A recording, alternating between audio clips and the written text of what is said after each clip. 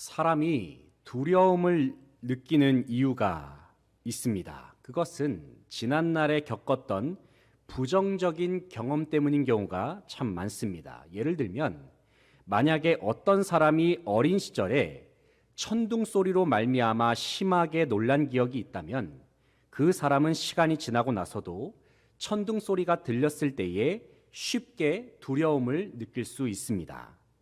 어떤 사람이 과거 어느 시점에 동네에서 지나가다가 갑자기 사나운 개한테 물렸던 경험이 있다고 한다면, 그러면 그 사람은 시간이 지나고 나서도 길거리에서 사납게 짖는 개를 발견할 때에 쉽게 움츠러들 가능성이 높습니다.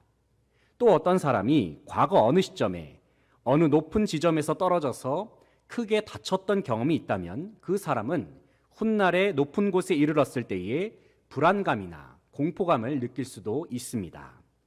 이처럼 대부분의 사람이 느끼는 두려움은 지난 인생 속에서 후천적으로 겪었던 부정적인 경험 때문에 학습되는 경우가 매우 많습니다.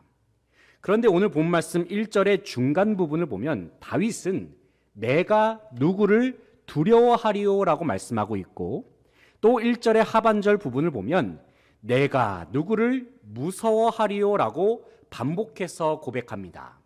심지어 이어지는 3절을 보면 다윗은 다시 한번 내 마음이 두렵지 아니하며라고 말씀하고 있고, 또 3절의 하반절에서는 위급한 상황 속에서도 다윗은 나는 여전히 태연하리로다라고 말씀합니다. 앞서 두려움이란 감정은 후천적인 학습에 의해서 생겨난다고 말씀을 드렸습니다. 다시 말해서 인생 속에서 겪었던 아픔의 경험, 고통의 경험, 어려움의 경험이 쌓이고 쌓이다 보면 그것이 모여서 두려움이란 감정으로 형성될 수 있다는 의미입니다. 우리가 알고 있듯이 다윗의 인생은 참으로 고통과 고난의 경험이 연속된 삶이었습니다. 그뿐만 아니라 본문 2절, 3절 말씀을 보면 다윗은 자신이 겪고 있는 위기의 순간을 다음과 같이 묘사를 합니다. 2절, 3절 말씀을 한번 읽어보겠습니다. 악인들이 내 살을 먹으려고 내게로 왔으나 나의 대적들, 나의 원수들인 그들은 실족하여 넘어졌도다. 군대가 나를 대적하여 진칠지라도 내 마음이 두렵지 아니하며 전쟁이 일어나 나를 치려 할지라도 나는 여전히 태연하리로다. 아멘. 2절에서 다윗은 자신을 공격하려고 달려드는 대적들과 원수들을 가리켜서 먹잇감을 노리면서 달려드는 짐승과 같이 비유하고 있습니다. 또 3절에서 다윗은 자신을 공격하기 위하여 진을 치면서 전쟁에 임하는 대적들을 언급합니다. 그런데 다윗이 대적들로 인하여 공격을 당했던 경험은 하루 이틀의 사건이 아니었습니다.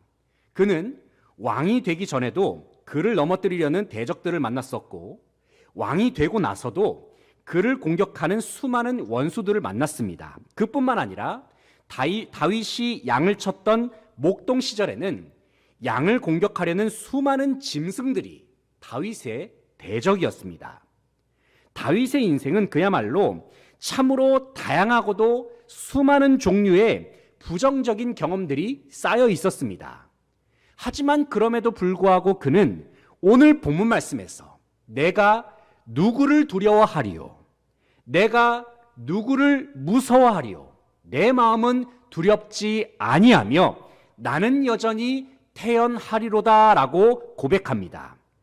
왜냐하면 다윗은 비록 부정적인 경험을 마주했다 할지라도 그 속에서 두려움을 학습했던 것이 아니라 자신을 도우시고 구원하신 하나님을 학습했기 때문입니다.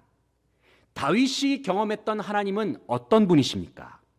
1절에서 다윗은 자신이 경험한 하나님을 가리켜서 빛이요 구원이요 생명의 능력이라고 고백합니다. 그리고 빛이요 구원이요 생명의 능력 되시는 하나님으로 인하여 그는 결코 모든 상황 속에서도 두려워하지 않으리라고 선포합니다. 현재 여러분을 두렵게 하는 삶의 어려움은 무엇입니까? 여러분을 낙심케 하는 삶의 문제, 여러분을 좌절하게 만드는 삶의 문제는 무엇입니까?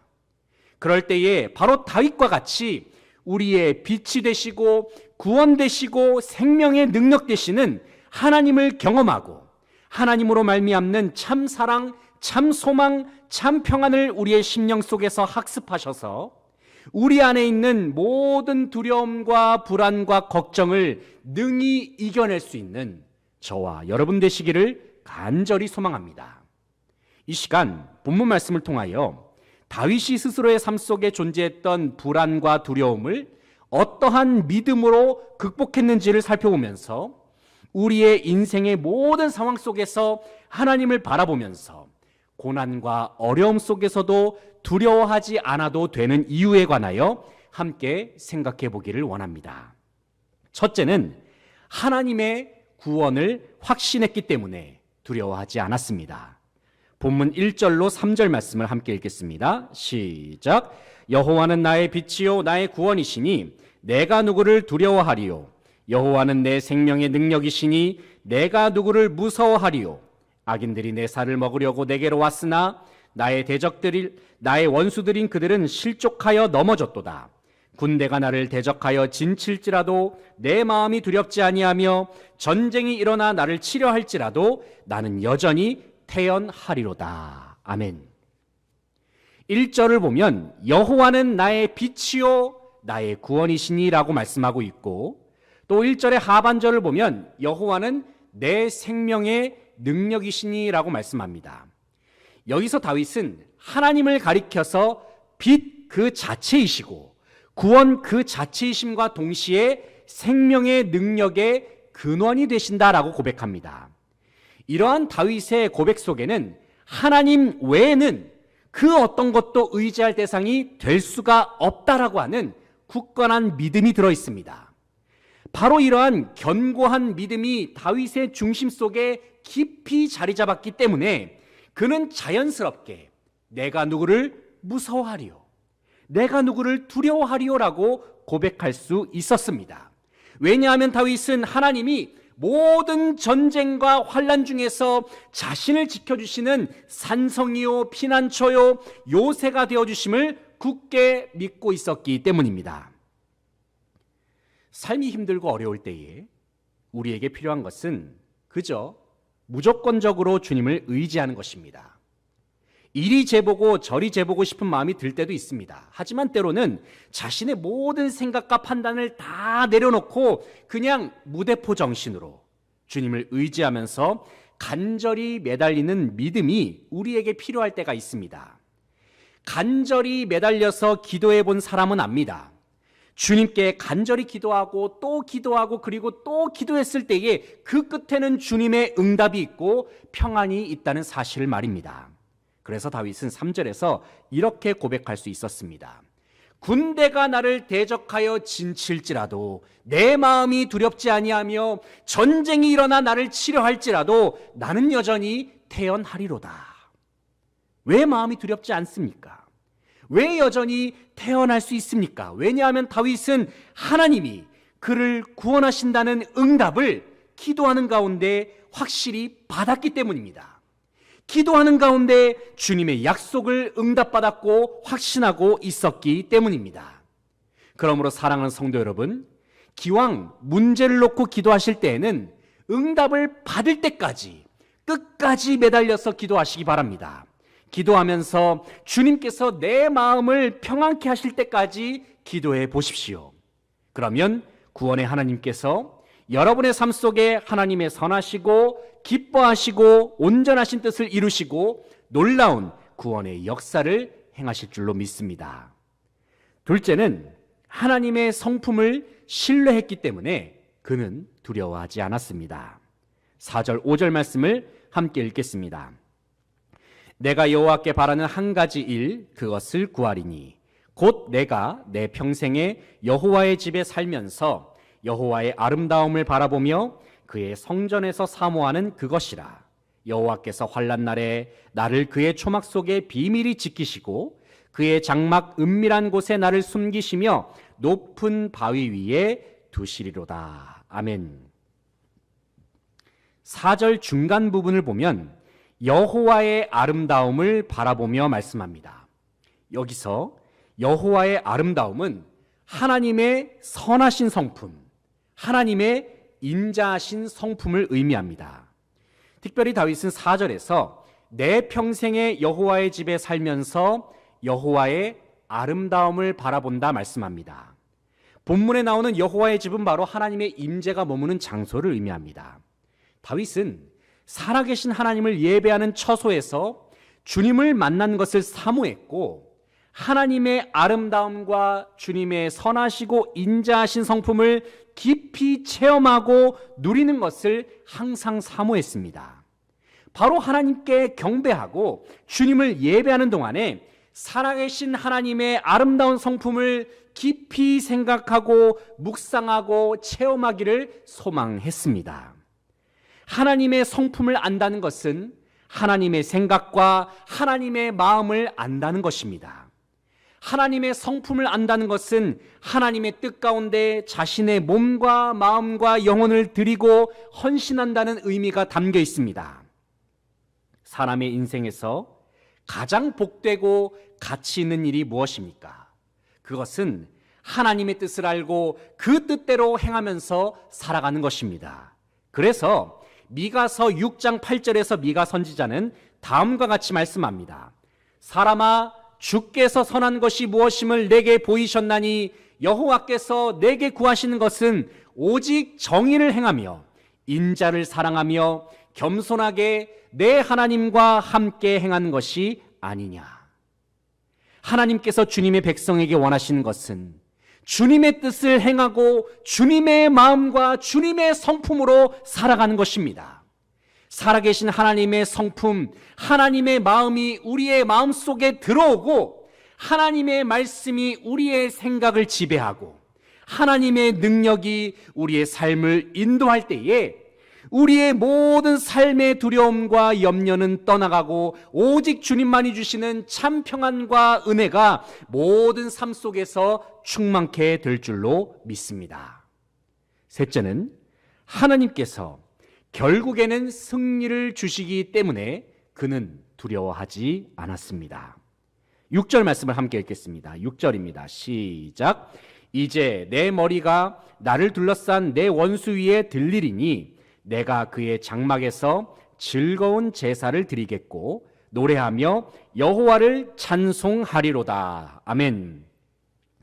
6절을 보면 이제 내 머리가 나를 둘러싼 내 원수 위에 들리리니 말씀합니다. 여기서 머리가 들린다라는 표현은 모든 전쟁에서 승리를 거두고 최종적으로 모든 대적들을 굴복시킨 상태를 말합니다.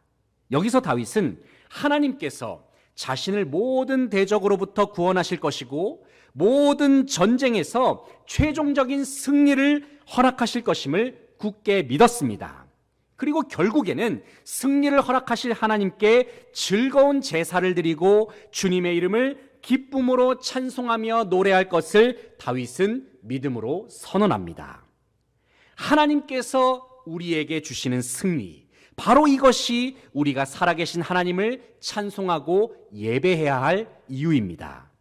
사랑하는 성도 여러분, 하나님께서는 이미 저와 여러분에게 승리를 허락하셨습니다. 무엇보다도 우리를 사로잡았던 죄와 사망의 권세에 대하여 주님께서는 완전한 승리를 우리에게 주셨습니다.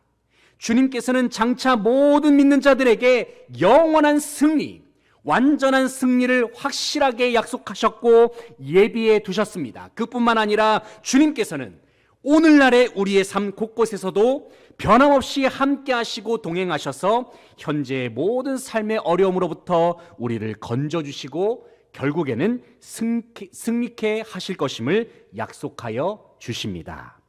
그러므로 사랑하는 성도 여러분, 이미 우리에게 승리를 허락하셨고 지금도 승리케 하시며 앞으로도 영원토록 완전한 승리를 허락하실 주님의 이름을 기억하면서 주님을 즐거워하고 주님만 찬양하며 오직 주님을 예배할 수 있는 모든 성도들 되시기를 간절히 소망합니다. 사랑하는 성도 여러분, 세상의 유혹과 시험은 때로는 우리에게 많은 두려움과 근심과 염려를 안겨줍니다. 그러나 하나님께서는 이미 세상에 대하여 완전한 승리를 거두셨습니다.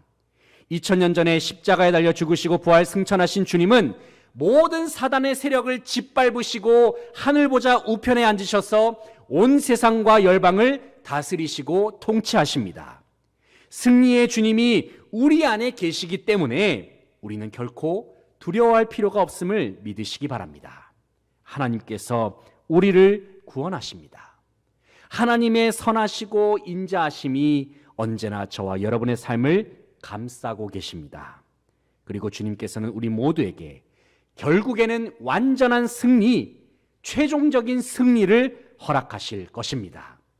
그러므로 사랑하는 성도 여러분, 두려워하지 마십시오. 주님이 여러분과 함께 계십니다. 놀라지 마십시오. 하나님의 강한 오른팔이 여러분을 든든하게 지키고 계십니다.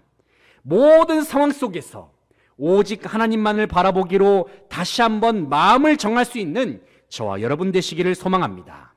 주님과 더욱 깊은 영적인 교제로 들어가시고 포기하지 않는 끈질긴 기도로 주님께 호소하십시오. 우리를 사랑하시는 주님은 결코 우리의 기도를 외면하지 않으십니다. 우리의 기도에 응답하십니다. 그리하여 결국에는 구원의 자리, 평강의 자리, 은혜의 자리로 우리 모두의 삶을 인도하여 주십니다. 두려워하지 말고 주님만 의지하면서 완전한 승리를 누리고 경험하는 모든 수지광성의 성도들 다 되시기를 주님의 이름으로 축원합니다.